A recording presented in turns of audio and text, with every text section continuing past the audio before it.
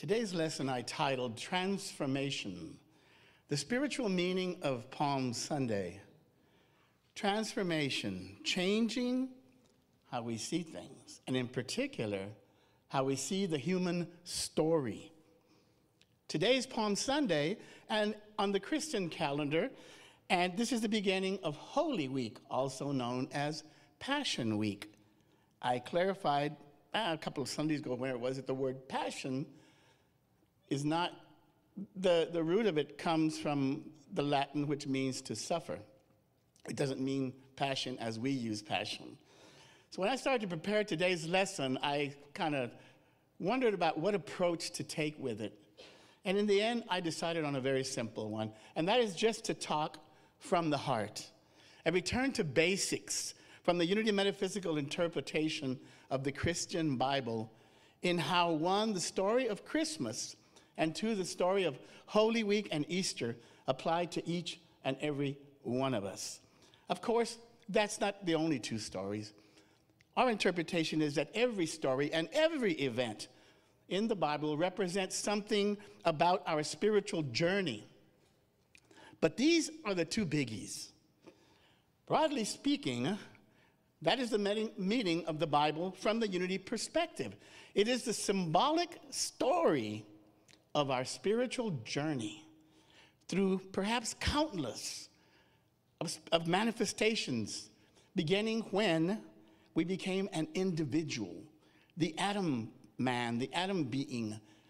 It was such an event actually took place, and I wonder about that. If we are eternal, then did that ever have a beginning? Or I'm going to leave that for the discussion of let's get metaphysical, because we've been talking about that. Because there's two different things that I just realized recently. One of them is called block time, and one of them is called flow time. Two models. And in those two models, we could interpret this differently. We'll get to that on Wednesday mornings. But for those of you who are new to unity, and I know there's a lot, it all comes down to a very simple question. It's the classic philosophical question, who are we? Or maybe put a different way and a better way is, what are we? You see, because the general understanding of most people on this planet is that we are physical beings with our origin right here on planet Earth. That is the primary view of most people on the planet. But there's a secondary view, and that is one of hope. The hope that there can be more. But in order to have that, you have to make the right choice, we are told. As physical beings, we know that we are mortal, but there is hope of immortality. What? Hope of immortality? How? Where do I sign up? Who doesn't want that? Traditional Christianity tells us there's a very simple way to attain immortality, eternal life. We know the story. It is the story about the events of the coming week. Or let's put it this way. What has come to be known as the traditional interpretation of the events of the coming week. Why then do we not accept that simple solution? Be done with the whole process. Make your reservations for eternity in heaven now. Why not? What holds us back? In my lesson, Church Who Needs It, I propose the reason why. And that reason is because we have outgrown that old story. It no longer makes sense to us. At this point, we see it as exclusive and limited. And that is not to be critical or even say that we in unity don't believe this in the story, because we do. But the difference is that we disagree with the interpretation of the story, which makes it exclusive. The unity story is really the same story, just one seen from a higher consciousness. And from that higher consciousness, the boundaries are removed. To make that point clear in that lesson, I compared this to our belief in Santa. As children, we eventually outgrew and even abandoned the story. However, later as adults with children of our own, we had occasion to revisit the story of Santa. and once again come to believe in it. But this time, we saw it differently, from a more mature perspective. Our understanding of Santa evolved from the belief in a person to a belief in an idea. Santa became for us the spirit of giving. Our focus changed from something small, a small picture, to something big, a big picture. That is the unfolding process. And that is exactly what we have the understanding of the whole Christian story as a whole. We outgrew the story about a person and evolved into the belief about an idea. And because of that, in Unity, we say that Jesus is the great example and not the great exception. And if you're not clear why that distinction is made, it is because if Jesus is the great example, exception, then that is to believe in a universal model of separation. We disagree with that model at the ontological level. Philosophically, that means ontology is like, what is the nature of the universe? So we would disagree with that because we believe in oneness, that everything is one. And so in this model of oneness that we call the metaphysical interpretation of the Bible changes, the story then becomes not a story or stories about individual people, but the stories about all people, everyone. It's a concept, and that includes you, and that includes me, and everyone else, everything. In this new story, there truly is just one all-loving, all-inclusive, universal consciousness. In the words of Father Pierre Teilhard, we are spiritual beings having a human experience. In other words, we already are that which is hoped for in the old story. The old story is about, now think about this. The old story is about a destination. Are you going to heaven? It's a story about a destination. And that in itself makes it future-based. The new story is about a journey. We're having a journey. And that makes it present-based. That's very different. A journey through the human experiences, as we know, can be very difficult at times. And this week reminds us that we suffer crucifixions and resurrections all the time. Not literally, of course, but metaphorically. And perhaps not at the magnitude of the Passion Week, though try to make that point to the parents of the school children or any other parent who has lost a child. Tell them that it's not of the same magnitude. For most people, our crucifixions and resurrections are minor, even moderate, but they're happening all the time.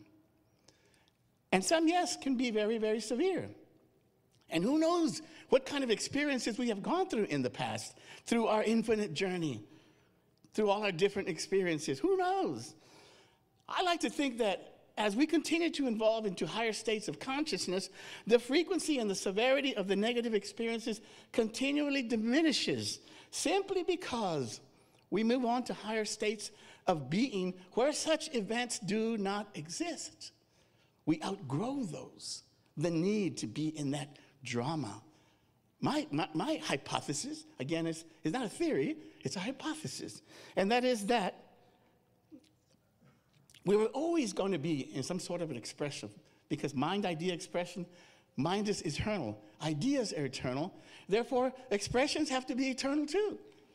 Only they vary, they come in and out, but it's always going on. And so as we continue to move on, sometimes, I've said it before, I tell you, in my next lifetime, I want to live in a world of peace. And I stop to think, I have lived in a world of peace. I have. Even though I was in the military and everything else, I told you I got short patrol duty. I said, what? I got short patrol duty? Hold on. When did I sign up for short patrol duty? Well, it's part of the deal. But yet, during short patrol duty, I never even saw a fight. Never. That is rare in the Navy, especially when the Aussies come in. They've got this reputation of being brawlers. And they say, oh, I got this short patrol, and the Aussies are in town? Oh, my goodness. You know there's going to be a huge fight at the club. You just know it. Yet I never, and I was assigned to the club, and yet I never even saw a fight. So, amen. So it is the world that we create for ourselves, I want to say. In any way, to me, I think that when all is said and done, the true meaning of Holy Week and Easter is the idea that our soul, our true essence, will overcome all obstacles, even death. Why? Because it says we are in this world, but not of this world. That's an interesting thought.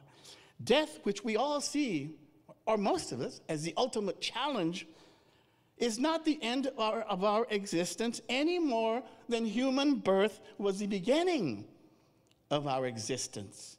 It's the classic hero's journey, a story that has been told and lived over and over. Biblically, it goes something like this.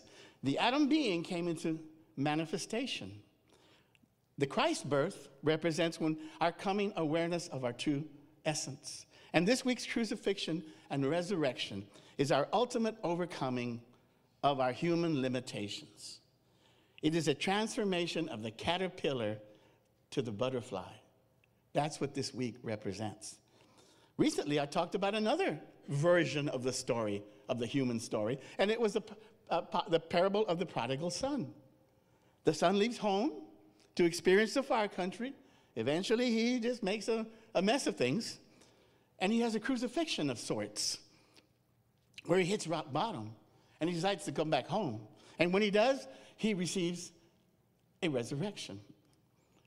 The recurring lesson theme is that every crucifixion is followed by a resurrection. Every ending is followed by a new beginning. Every winter is followed by a new spring. Every day is followed by yet another new day. And the specifics of any given version of the story, they vary. But the format, the concept, never does. That's the concept. That is, in a nutshell, the big overview of our spiritual journey. So, like a movie that sometimes starts at the end and kind of brings you back to how everything has happened, I want to do that for the remainder of this time. So, I want to invite you back to first century Judea and what came to be known as from the Christian story as the Holy Week. So it'll include some thoughts about what is written, the literature, and what it means from the unity spiritual perspective as well. The story begins with what is said to be Jesus' triumphant entry into the city of Jerusalem. As always, Jesus in the Bible represents our divine nature. Our divine nature. That's talking through and living out the experience. Spiritually, Jerusalem is the abiding consciousness of inner peace, our spiritual home, if you will. And the Jewish word for peace is shalom. I think we all know that, perhaps. And clearly the name of shalom is in that town. Jeru-shalom, right? The inner peace, the place of peace. By this point in his ministry, Jesus had developed a large following of people because of his miracles, his lessons, his healings, parables, admonitions. Many had come to believe that he was the long-awaited Jewish Messiah. So when Jesus came to Jerusalem, many came along with him. They believed him to be the new king who was to free the Jewish people from the oppression at the hands of the Romans. Jesus enters Jerusalem riding a donkey. Now, two things about this. The first is that that represents math. Remember, I told you last time that the different authors, the Gospels, portray Jesus as differently. Matthew is the real hardcore, insisting that Jesus is the Jewish Messiah. He wants to tie it back to the Hebrew scripture, it's called, the Old Testament. So he talks about that connection to the Old Testament, where it said, "Son, say to the daughter of Zion, behold, your king is coming. To you, gentle and mounted on a donkey, even on a colt, the fowl of the beast of burden." Zechariah. So he's making that connection. This is the Jewish Messiah. Look, it talked about that, coming in on a donkey. And secondly, according to the folklore of the time, the king who rode a donkey was one who came in peace and in triumph. In contrast, the one who came on a horse would come as a warrior in war. Spiritually, a donkey represents meekness, humility, and a willingness to surrender to our divine nature. That would be the spiritual meaning of that. In the story, it said the road was covered with palm branches. Palm branches symbolize victory and triumph as well.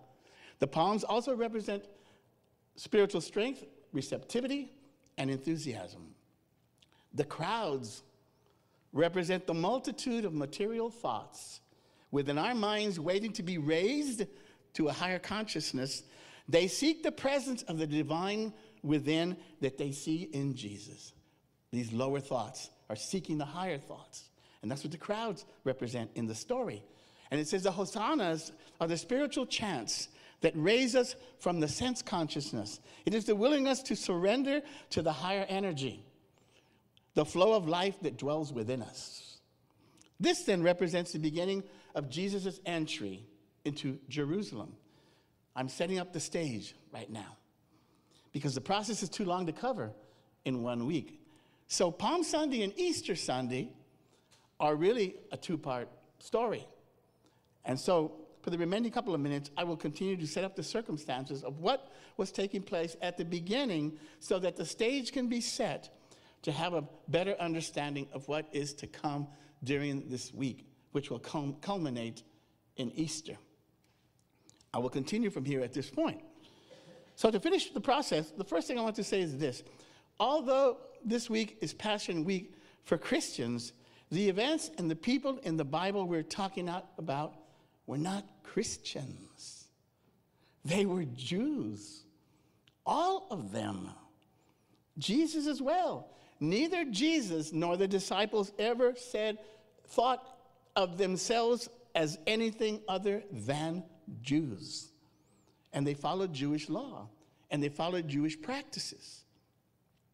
What a radical, but so again, I'm not being critical, but if somebody tells you that only Christians can enter into heaven, say, well, but then what about the disciples? What about Mary, the mother of God? She was not a Christian. Moses, Elijah, everyone, they're all Jews. So if that's the criteria, I don't understand. But that's, again, I'm not being critical. I'm not even trying to affront, the thought. I'm just saying that sometimes we need to sit back and say, what are we talking about here, really? It's a serious subject. God, wow. So what they were celebrating as Jews was the Passover. Are you all familiar with what the Passover is? Could you explain it to somebody? What's the Passover anyway? Oh, no. What do you mean you don't know? Let me tell you what it says. I want to read it. Passover is an important biblically derived Jewish holiday. Jews celebrate Passover as a commemoration of their liberation by God from slavery in ancient Egypt and their freedom as a nation under the leadership of Moses. It commemorates the story of the Exodus as described in the Hebrew Bible, especially in the book of Exodus, in which the Israelites were freed from slavery in Egypt. In the narrative of the Exodus, the Bible tells us that God helped the children of Israel from their slavery in Egypt by inflicting 10 plagues. God inflicted 10 plagues on the Egyptians so they would release the Israelites. And the 10th and the worst of the plagues was the death of the Egyptian firstborn. Here's that firstborn story again, right? It appears again. The Israelites were instructed to mark their doorpost of their homes with the blood of a slaughtered spring lamb. And upon seeing this, the Spirit of the Lord knew to pass over the firstborn of these homes. Hence the English name of the holiday. Wow. So this is what they're celebrating. And this is really important as we set up finally the stage for what is coming up in this following week and the next week's talk.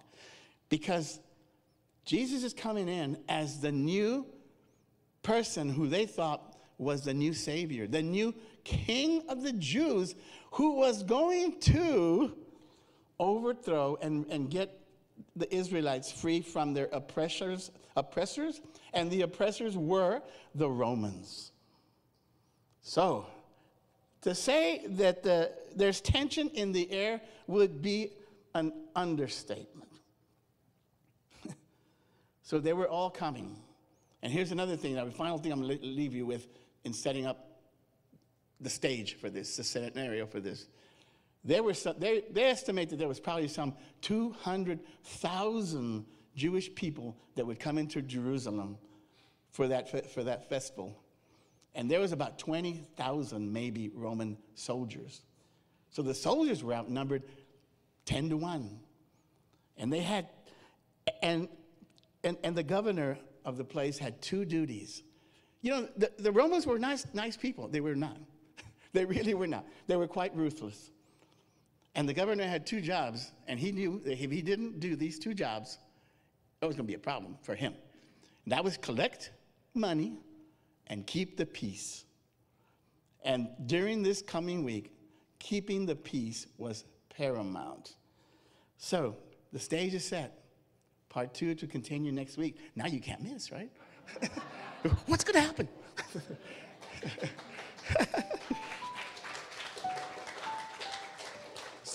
So for now, let's take a few moments to contemplate today's message and how it applies to each and every one of us. As spiritual beings have a human experience, we find ourselves every day in a new level of understanding of who we truly are. We embrace our continued unfolding in our infinite spiritual journey. We are grateful for every experience that has come before us. We bless those experiences, for they have made us who we are today, but at the same time, we release them so that we may always be open to new and higher experiences. We trust in the guidance of our higher selves, whichever seeks to move us towards a more loving and more harmonious expression. And so it is.